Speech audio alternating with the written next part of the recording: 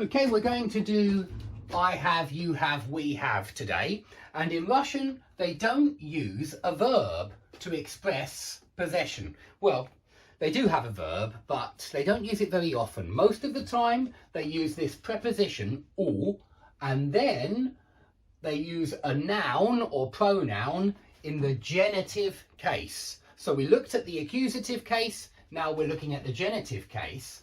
And the genitive changes nouns. It changes masculine and neuter nouns. It adds an a or maybe a softer ya at the end. And with feminine nouns, you take off the a, yeah, because feminine nouns in nominative usually end in an a, and you add an I or a softer e instead. Okay, so that's what the genitive case looks like. It looks like that.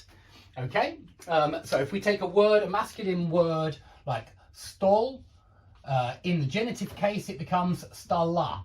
Yeah, that's table in the genitive case, stola. If we take a feminine word like kniga,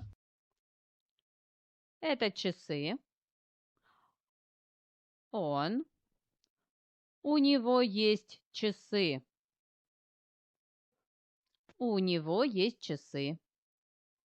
Это ключи. Они. У них есть ключи. Или у них ключи. Это письмо. Она. У нее есть письмо. Давайте. хорошо. Один, да, один, у тебя есть ручка. Это твоя ручка.